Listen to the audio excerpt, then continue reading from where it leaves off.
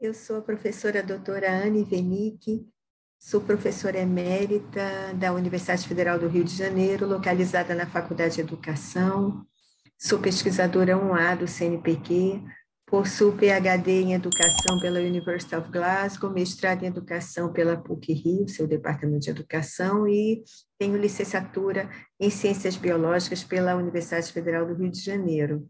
Eu gostaria de falar sobre um assunto que eu tenho pesquisado bastante, que consta no meu currículo Lattes, né, plataforma Lattes, no site do CNPq, Conselho Nacional de Pesquisa, onde há uma série de artigos e capítulos que eu tenho produzido, a maioria já online, na internet gratuita, onde eu discuto justamente a questão da educação multicultural, que é o assunto que eu tenho pesquisado.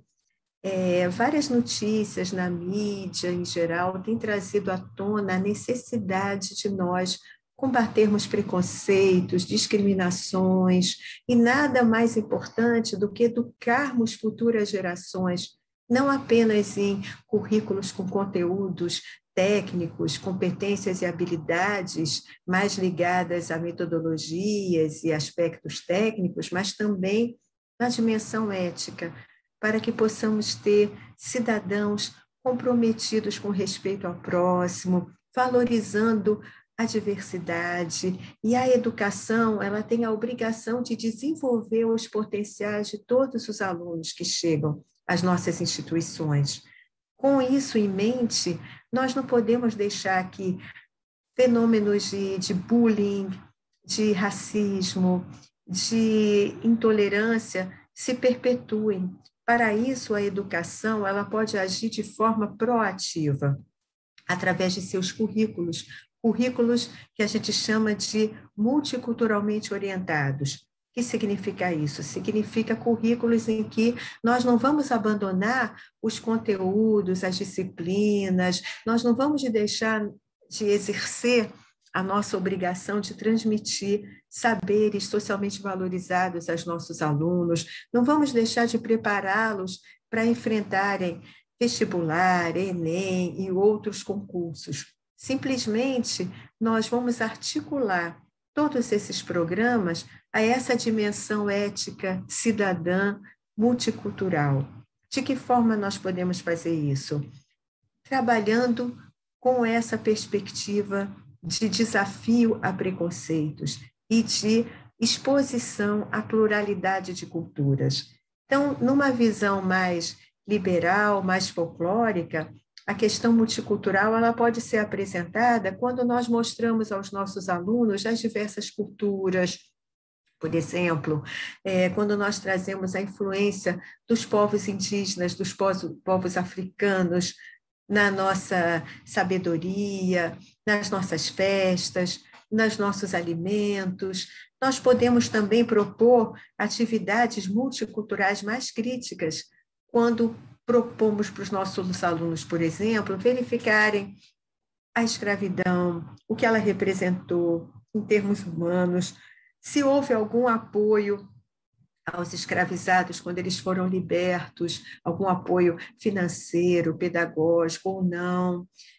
Podemos pedir para eles verificarem enciclopédias, o quão frequentemente são citadas heroínas mulheres, por exemplo, ou não. Então, com isso, a gente está preparando os estudantes a serem mais críticos com relação à desigualdade de tratamento, com relação às diferenças. Nós também podemos ter abordagens multiculturais mais ligadas a perspectivas pós-coloniais, decoloniais, valorizando os saberes autóctones, os saberes dos nossos indígenas, dos africanos, saberes dos europeus que aqui chegaram, as hibridizações entre cultura europeia, cultura autóctone e cultura nativa. Tudo isso é muito importante, não só sob o ponto de vista de valorizar a diversidade, desafiar preconceitos, como para lidar com o novo momento que estamos vivendo. Nós estamos vivendo uma pandemia que atinge a todos. Então, não há salvação para alguns grupos em detrimento de outros. Todos estão sofrendo. Então, nós temos que lutar para desafiar desigualdades que atingem certos grupos e não outros, porque isso vai acabar por se refletir em toda a população. Além disso, a existência desses vírus está muito relacionada à não valorização, por exemplo, dos saberes dos indígenas, dos ancestrais, dos guardiães da floresta. Por quê? Esses grupos têm os seus saberes milenares muitas vezes desprezados, silenciados, e, no entanto, esses saberes preconizam o respeito ao meio ambiente, o respeito à floresta. Então, o equilíbrio entre o desenvolvimento por meio da indústria, do comércio, da agricultura, equilíbrio esse também com a preservação da natureza, com essa preocupação, é essencial para que nós tenhamos minimizados os episódios de pandemia.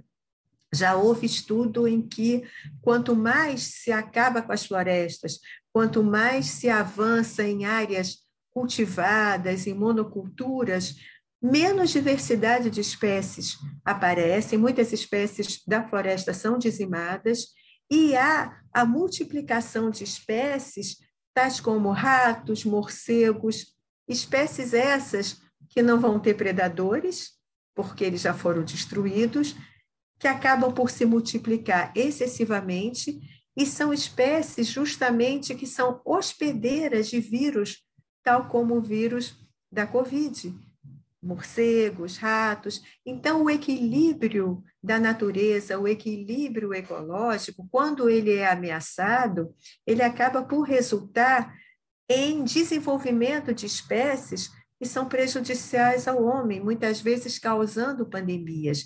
Então, quando nós falamos em educação multicultural, nós estamos falando num conjunto de respostas à diversidade cultural, num conjunto de incorporações ao currículo de áreas que podem muito bem ser trabalhadas sem desprezar a sua vocação, os seus programas, os seus conteúdos, mas, ao mesmo tempo, enriquecendo esses conteúdos com uma conscientização da necessidade de valorizarmos saberes diversos, saberes plurais, de valorizarmos o respeito à natureza que esses saberes trazem, à ecologia, ao equilíbrio do meio ambiente, para que a nossa educação pós-pandêmica não repita os mesmos erros da educação pré-pandêmica, né? Uma educação muito calcada em valores apenas ocidentais, valores tidos como eruditos, mas que, na verdade,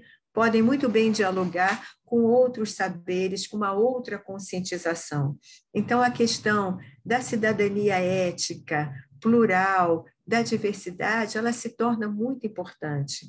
E o multiculturalismo, ele nada mais é do que um conjunto de respostas à diversidade.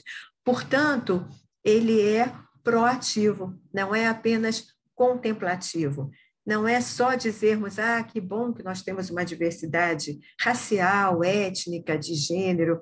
Seria bom que nós traduzíssemos isso em respostas nas diversas áreas do conhecimento. Então, essa educação multicultural ela é importante, inclusive, para a nossa formação de professores. Nós que trabalhamos na universidade, formando professores em cursos de pedagogia, cursos de mestrado, doutorado em educação, é muito interessante que nós possamos incentivar a pesquisa. A pesquisa é uma área importante porque torna professores e futuros professores produtores de conhecimento, não apenas consumidores de conhecimento. Então, a pesquisa multicultural, que é aquela pesquisa sobre o currículo, sobre as diversas áreas, de que maneira podemos tornar essas áreas multiculturalmente orientadas, são pesquisas importantes. Muitas vezes, elas se baseiam em métodos qualitativos, como estudos de caso, histórias de vida, histórias orais. Quando antigamente apenas as pesquisas estatísticas eram valorizadas, hoje nós temos muitas metodologias qualitativas que vão dar respostas interessantes aos problemas contemporâneos. escutando os sujeitos, as suas histórias, as suas formas de resiliência. Então, uma formação de professores que incentiva o multiculturalismo, que incentiva que professores e futuros professores sejam pesquisadores, é uma formação muito importante. Ela faz com que esses sujeitos sejam pensantes e possam, assim, entrar nas escolas como orientadores pedagógicos, coordenadores, professores, que vão ter algo a dizer, algo que foi internalizado, para que nós possamos ter um mundo melhor. Nós não queremos voltar da pandemia repetindo erros, nós queremos um mundo melhor pós-pandêmico, um mundo mais justo, mais interessante, que esteja coadunado com essa diversidade. Essa perspectiva, ela está muito além de uma ideologia A ou uma ideologia B.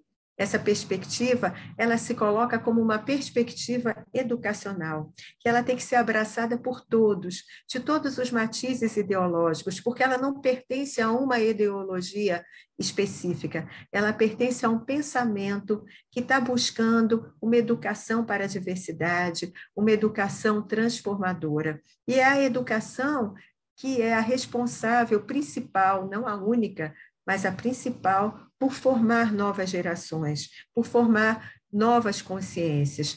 Então, nesse sentido, por exemplo, nós temos desenvolvido algumas ações, por exemplo, formação continuada de professores em avaliação, em projeto político-pedagógico, temas aparentemente tradicionais do currículo, mas que podem ser multiculturalizados, podem ser traduzidos através de um olhar multicultural. Se nós, ao avaliarmos, discutirmos não só os conceitos de avaliação, mas também como avaliar na diversidade, como valorizar a oralidade, por exemplo. Antigamente tínhamos provas orais, como a gente pode valorizar os componentes orais e, com isso, diversificar nossos instrumentos avaliativos. Nós estamos trabalhando pela diversidade também, estamos dando um olhar multicultural sobre a avaliação. Então, a educação multicultural e a formação de professores inicial ou continuada na perspectiva multicultural, ela passa também por temáticas curriculares mais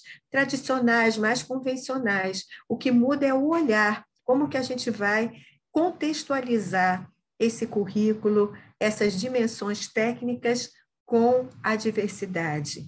Então, mais ou menos isso que eu gostaria de falar, é o que nós temos desenvolvido dentro da nossa prática de formação de professores, e eu espero que seja útil. Agradeço muito o convite para falar, agradeço à professora Maria da Penha, agradeço a todos que estão nos assistindo, e vamos trabalhar por um Brasil plural, bonito, com uma educação transformadora. Até a próxima.